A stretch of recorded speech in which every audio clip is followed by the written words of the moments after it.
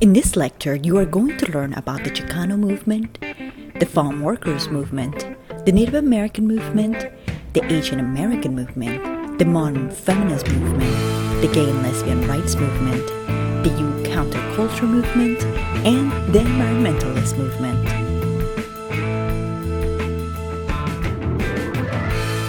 Like African Americans, Mexican Americans have been fighting for equality for a long time. And just like African Americans, the civil rights movement for Mexican Americans began with organizations to fight injustices and promote anti-discriminatory legislation, such as the Latin American Citizens, also known as LULAC, founded in 1929.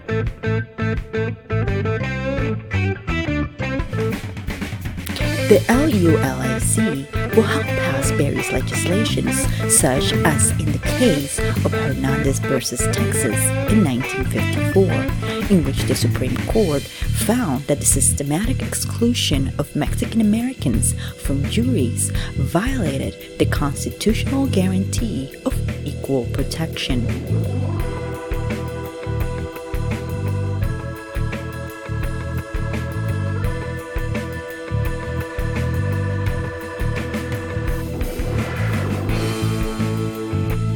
Then in the 1960s and the 1970s, the Chicano movement began to take full steam. The word Chicano was initially considered a derogatory term for Mexican immigrants until activists in the 1960s reclaimed the term and used it as a catalyst to campaign for political and social change among Mexican Americans. The Chicano movement confronted discrimination in schools, politics, agriculture, and other formal and informal institutions. Organizations like the Mexican American Political Association, the MAPA, and the Mexican American Legal Defense Fund, the MALDF, spearheaded the Chicano movement. The movement was led by Mexican Americans in the 1960s and 1970s to fight for civil rights, economic justice, and political power, and to combat police brutality. Most notably, the movement worked to improve the lives of migrant farm workers and end cultural animosities.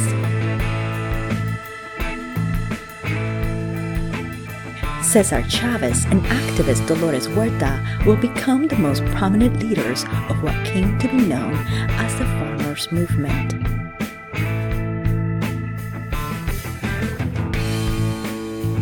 Together, they founded the National Farm Workers Association, which eventually merged and became the United Farm Workers of America, the UFWA.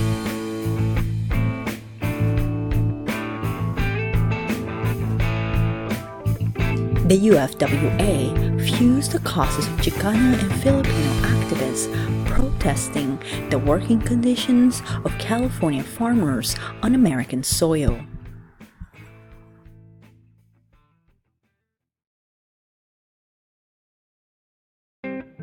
In this primary source, Dolores Huerta explains, "We have been farm workers for hundreds of years and strikers for 4.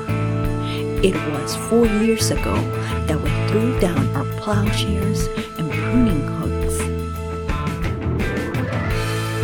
These biblical symbols of peace and tranquility to us represent too many lifetimes of unprotesting submission to a degrading social system that allows us no dignity, no comfort, no peace. We mean to have our peace and to win it without violence, for it is violence we would overcome to subtle spiritual and mental violence of oppression, the violence self-human toil does to the human body. So we went and stood tall outside the vineyards where we had stooped for years. But the tailors of national labor legislation have left us naked. Thus exposed, our picket lines were crippled by injunctions and harassed by growers. Our strike was broken by imported scabs. Our overtures to our employers were ignored. Yet we knew the day must come when they would talk to us as equals. As part of La Causa, or the cause, the United Farm Workers were fighting for improved living conditions for migrant workers. This 1969 protest was held at the Capitol building in Denver, Colorado.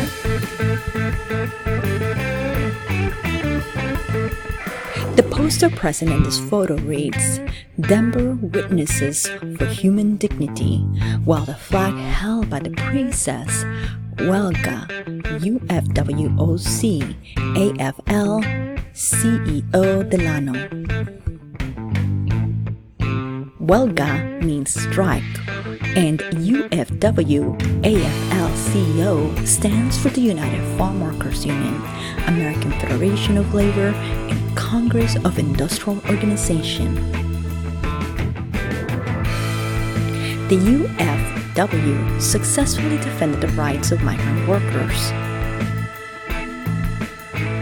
After an ongoing boycott of table grapes, the farm workers want improved living conditions for migrant workers when the Delano, California grape growers signed historic contracts with the UFWOC. In addition to embarking on a hunger strike and a boycott of table grapes against the Delano, California grape growers, Chavez led a 300-mile march in March and April of 1966 from Delano, California to the state capital of Sacramento. The pro-labor campaign garnered the national spotlight and the support of prominent political figures such as Robert Kennedy. But while the movement gained prominence, it did not come without a price. Strikers were often harassed and a few lost their lives. On September 21, 1983, Rene Lopez, a worker at Stickman Dairy near Fresno, was shot to death at point-blank range by company goons hired to harass the strikers who were attempting to bring the UFW to represent them. Juan de la Cruz, aged 60, was shot and killed on a United Farm Workers picket line on August 17, 1973, 2 days after the death of Najib Daihala.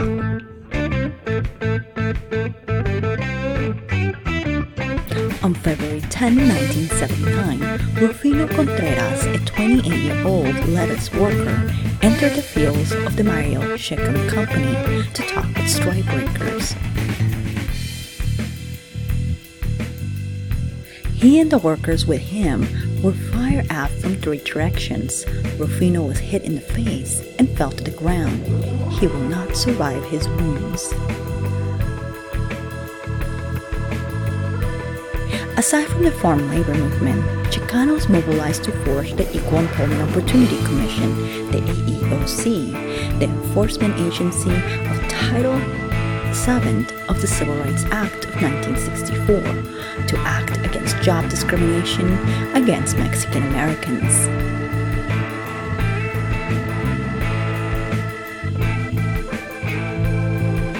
The Chicano movement also addressed what it perceived to be discrimination in the public school system by staging walkouts in East Los Angeles and Denver.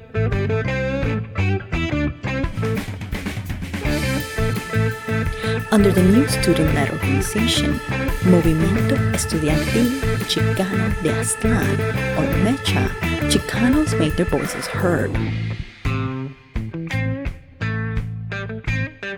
Like the Black Power movement, Chicanos also began to celebrate their culture and heritage.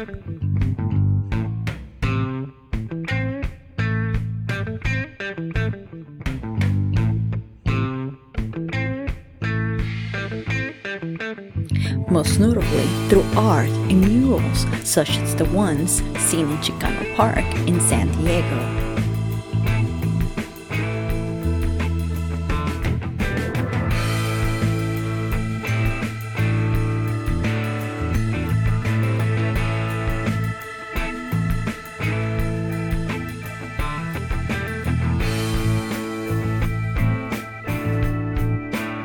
Some parts of the movement also borrow inspiration from the Black Panthers, and Chicanos in Los Angeles form the Brown Berets.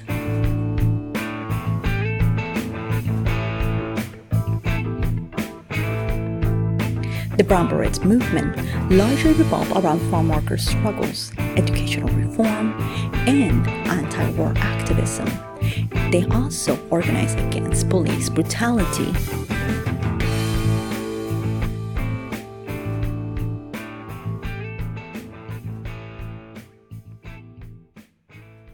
The outcome of the Chicano movement had mixed result. They continued to be overrepresented among the poor, but gradually won more political offices, more effective enforcement of anti-discrimination legislation, and greater respect for their culture.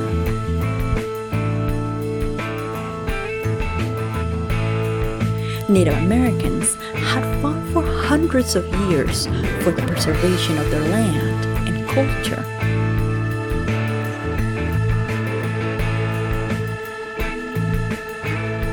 Then, as yet another blow in the 1960s, the government implemented a three-part program of compensation, termination, and relocation.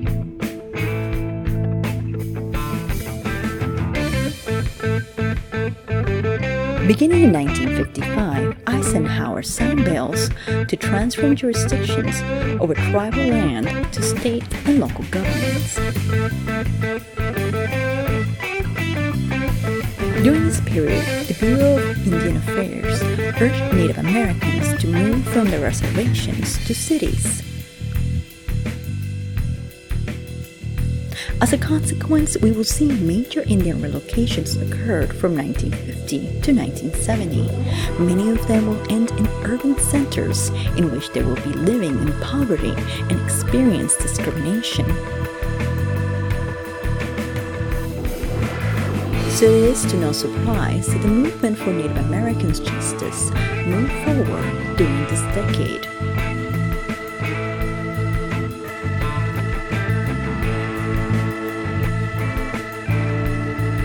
In the summer of 1961, frustrated Native American university students founded the National Indian Youth Council, the NIYC, to draw attention to the plight of indigenous Americans.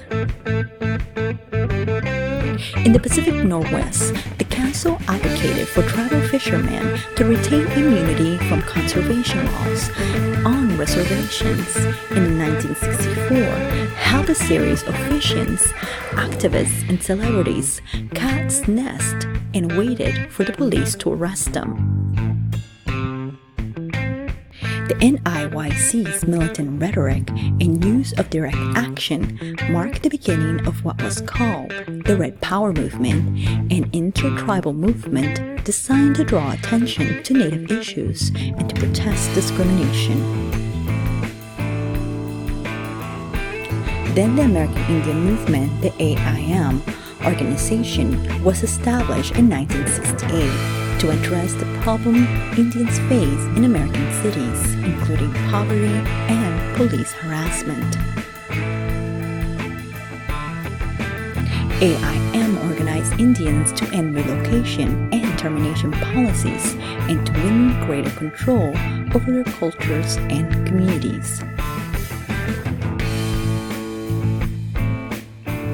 To make their voices heard, the AIM leaders helped to organize the Trail of Broken Treaties caravan to the nation's capital in 1972, when some of the activists took over the Bureau of Indian Affairs to express their outrage of the Bureau's policies.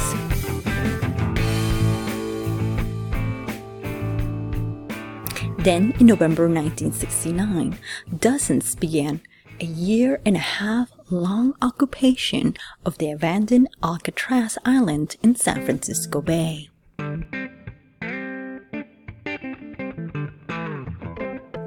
In 1973, hundreds more occupied the town of Wounded Knee, South Dakota, site of the infamous 1890 Indian Massacre, for several months.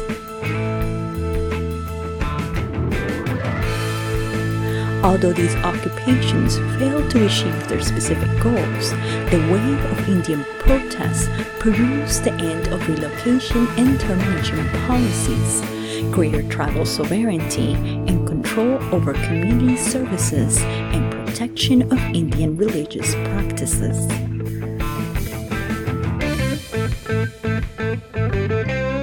Another group that will become active during the time period will be Asian Americans.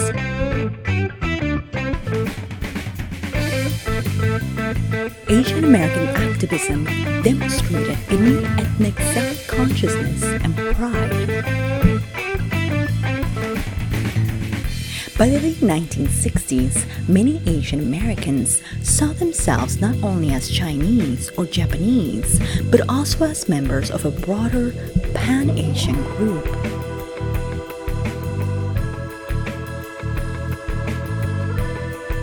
For example, in 1968, the Asian American Political Alliance, the AAPA, emerged on the campus of the University of California, Berkeley, to unite Chinese, Japanese, and Filipino students. The groups of students will mobilize to obtain campus solidarity and will become increasingly politically active.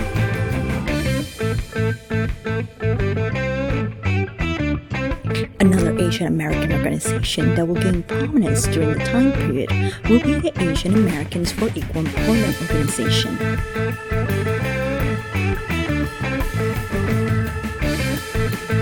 One example of their activism will be when fighting the then Métis Corporation in charge of building a government-funded project, rejected pleas from the youthful activists of the Asian Americans for Equal Employment to honor the city's fair hiring policies. Protesters began May 16 and continued to pick up momentum through the fall. Picketers carried signs with slogans such as, "The Asians built the railroad," "Why not Confucius Plaza?" Dozens were arrested.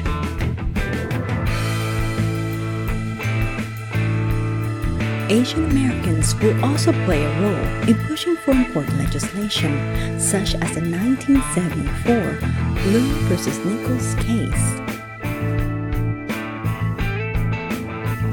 This case, the Supreme Court declared that school systems had to provide bilingual instruction for non-English speaking students.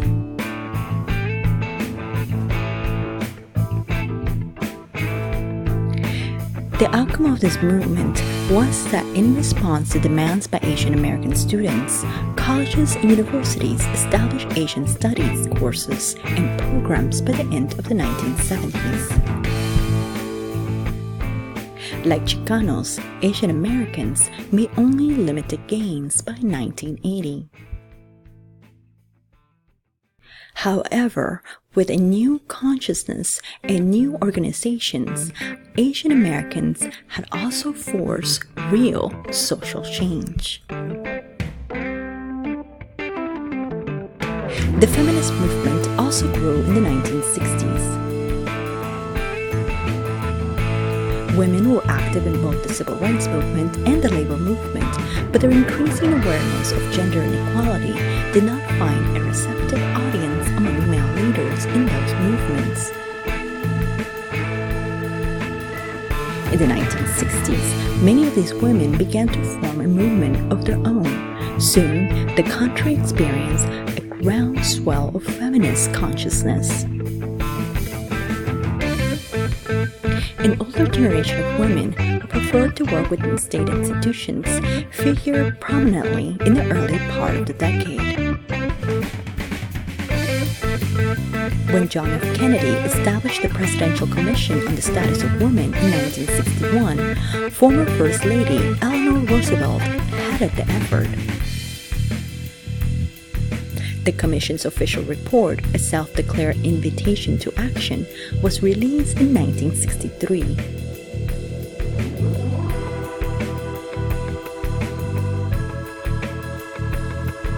Finding discriminatory provisions in the law and practices of industrial labor in governmental organizations, the Commission advocated for changes, many of them long overdue, on the conditions of women's opportunity in the United States.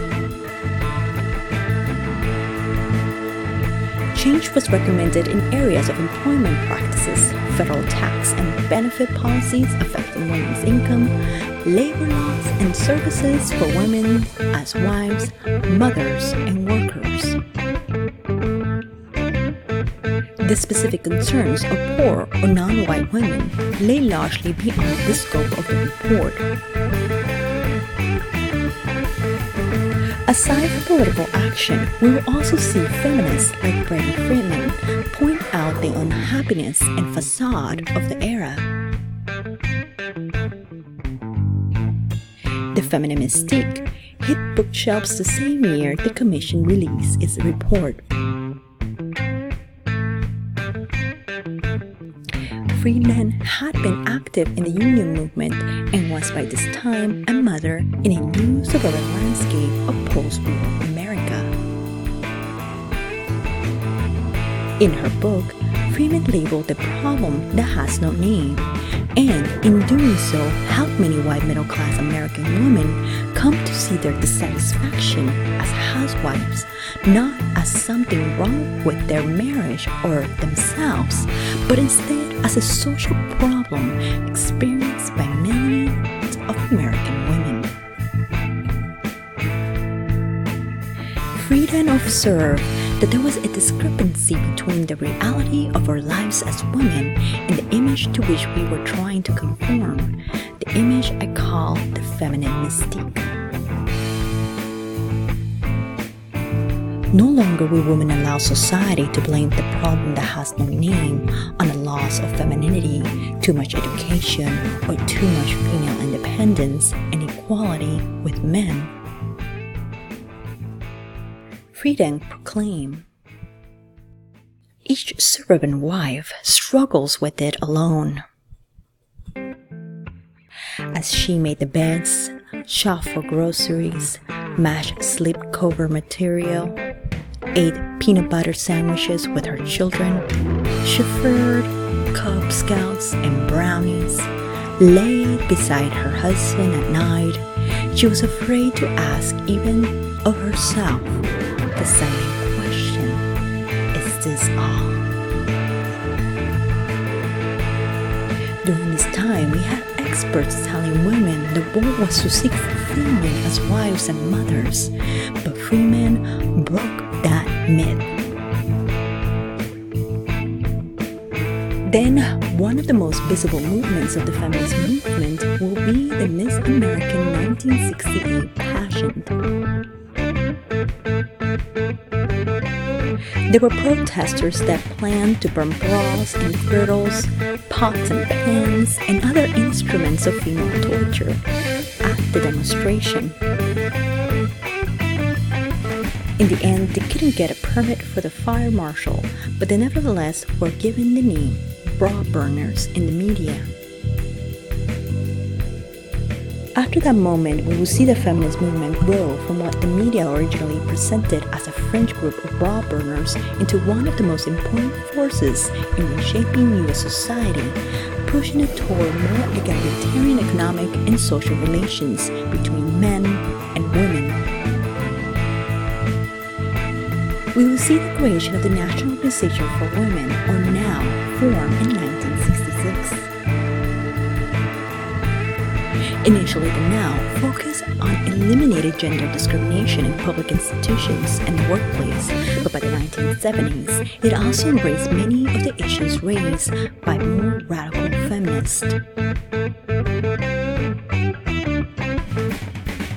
Although the new feminist movement will make great strides and bring many issues to the table, the leadership and constituency were predominantly white and middle class, and women of color criticized white feminists for their inadequate attention to the disproportionate poverty experienced by minority women and to the additional layers of discrimination based on race or ethnicity.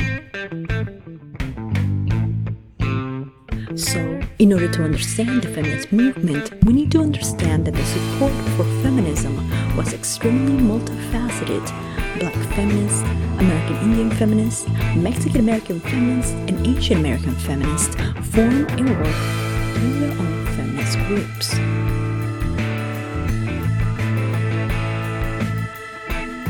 Common threads underlay the great diversity of organizations, issues, and activities. Just as the suffragists before them, these new feminists created their own magazines and literature to spread their ideology and causes, such as the Miss magazine. Although more an effect than a cause of women's rising employment, feminism lifted female aspirations and helped lower barriers to jobs and offices monopolized by men.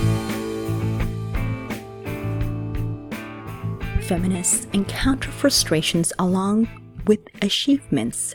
Women still tended to concentrate in low-paying, traditional female jobs, and their earnings lagged behind men's wages well into the 21st century. Moreover, just like in the progressive era, feminism also became synonymous with female reproductive rights. The creation of the birth control pill gave women a new freedom to plan their pregnancies when they were ready. Then came Roe v. Wade, the 1973 Supreme Court ruling that the Constitution protects the right to abortion, which states cannot prohibit in the early stages of pregnancy. The decision galvanized social conservatives and made abortion a controversial policy issue for decades to come.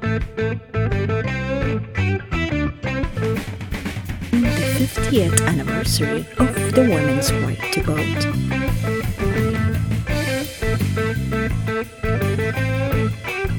The 1970 protests focused on employment discrimination, political equality, abortion, free child care, and equality in marriage. All of these issues foreshadowed the backlash against feminist goals in the 1970s. Not only will feminism face opposition from other women who value the traditional homemaker role to which feminists objected, the feminist movement will also fracture internally as minority women challenge white feminists, racism, and lesbians vied for more prominence within the feminist organization. More permissive sexual norms did not include tolerance of homosexuality, so many gay men and lesbians kept their sexuality hidden. So during this time period, we see women grow to obtain acceptance by the LGBTQ community. In 1965, a picket line formed outside the White House with signs calling discrimination against homosexuals as immoral as discrimination against African Americans and Jews. Then in 1969, a routine police raid at the Stonewall Inn in Greenwich Village gay bar signaled the birth of the modern LGBTQ movement. Armed with a warrant, police officers entered the club, roughed up patrons, and finding bootleg alcohol, arrested 13 people, including employees and people for violating the state's gender-appropriate clothing statute. Female officers would take suspected cross-dressing patrons into the bathroom and check their sex. These practices were commonplace, but this time the ring turned into an uprising that sparked the resistance that ignited a larger movement.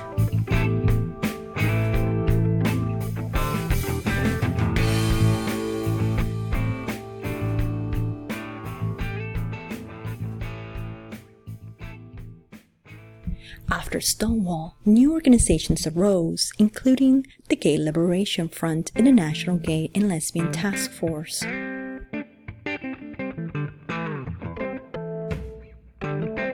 It would take decades to improve conditions for most homosexuals, but by the mid-1970s, gay men and lesbians had established a movement through which they could claim equal rights and express pride in their sexual identities.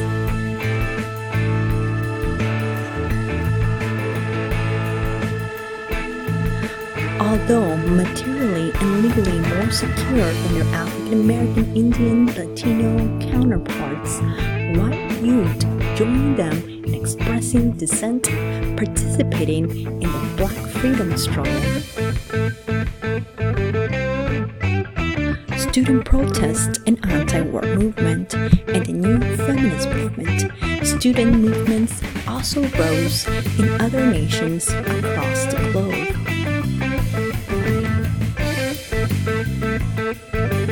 The central organization of white student protests was Students for a Democratic Society, the SDS, formed in 1960.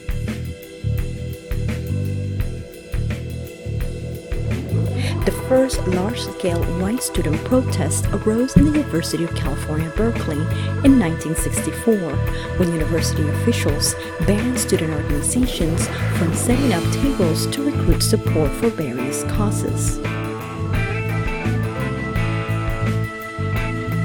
The action sparked protests on the campus. In this famous photograph, we see student radical Mario Salvio standing on top of a police car to address a crowd of protesting students, while two police sit uncomfortably inside the vehicle for hours.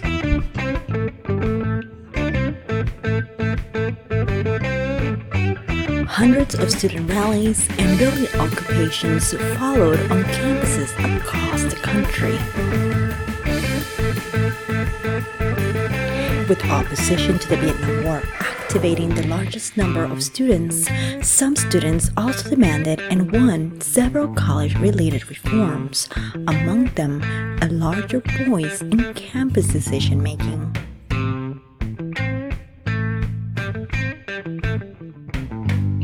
We will also see a rise in the counterculture movement. Rock and folk music define both the counterculture and the political left.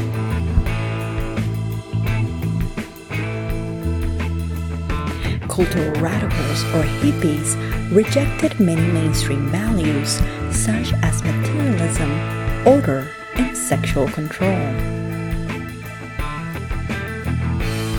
Hippies faded away in the 1970s, but many elements of the counterculture, from rock music to jeans and long hair, filtered into mainstream society. The dominant style of women's fashion in the 1950s, for instance, was the poodle skirt and the sweater, tight-waisted and button-up. The 1960s ushered in an era of much less restrictive clothing. Capri pants became popular casual wear. Skirts became shorter. When Mary Quant invented the miniskirt in 1964, she said it was a garment in which you could move, in which you could run and jump. By the late 1960s, the hippies' look became trendy. Such trends bestoked the new popular ethos of the 1960s: freedom, rebellion, and individuality.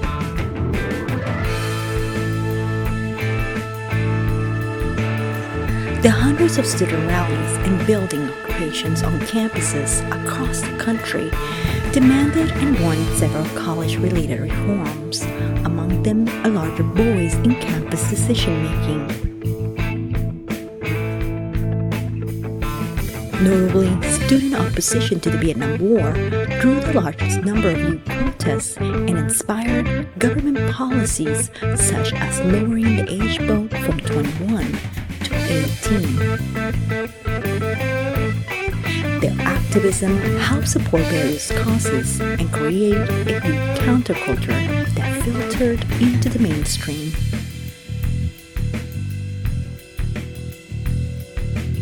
American environmentalism was also significant during the 1960s. It emerged in part from Americans' recreational use of nature.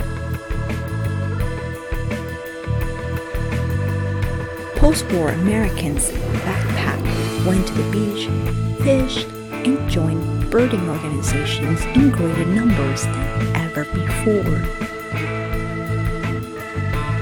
These experiences, along with increased formal education, made Americans more aware of threats to the environment and consequently to themselves. Many of these threats increased in the post-war years as developers bulldozed open space for suburbs and new hazards emerged from industrial and nuclear pollutants. Like the conservation movement born in the Progressive era, the new environmentalists sought to preserve natural areas for recreational and aesthetic purposes and to conserve natural resources for future use. Environmentalists dramatically broadened the agenda of the conservationists, focusing on the ravaging effects of industrial development on human life and health.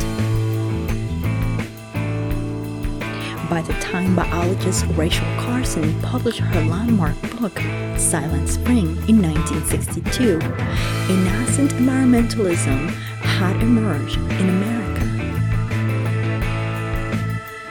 Silent Spring stood out as an unparalleled argument for the interconnectedness of ecological and human health.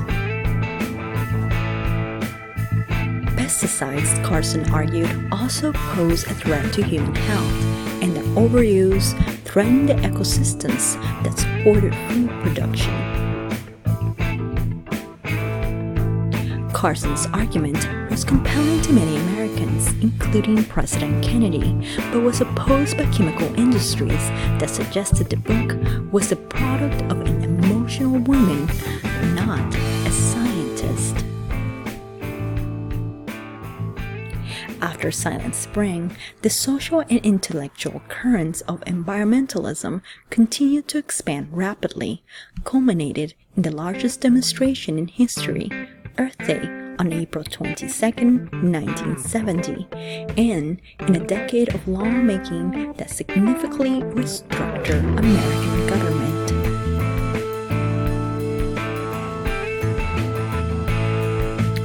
Responding to environmental concerns, the federal government stacked out a broad roll of environmental regulations in the 1960s and 1970s, creating the Environmental Protection Agency, the EPA, and passing the Occupational Safety and Health Act, OSHA, and the Clean Air Act of 1970.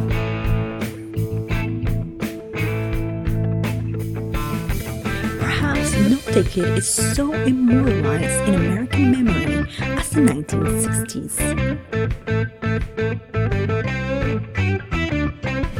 Understood in the colorful rhetoric of peace and love, complemented by the stirring images of the civil rights movement, and fondly remembered for its music, art, and activism, for many the decade brought hopes for a more inclusive, forward-thinking nation. But the decade was also plagued by strife, tragedy, and chaos. It was a decade of the Vietnam War, of inner-city riots, and assassinations that seem to symbolize the crushing of a new generation's idealism. A decade of struggle rocked by social, cultural, and political upheaval. The 1960s I remember because so much changed, and because so much did not.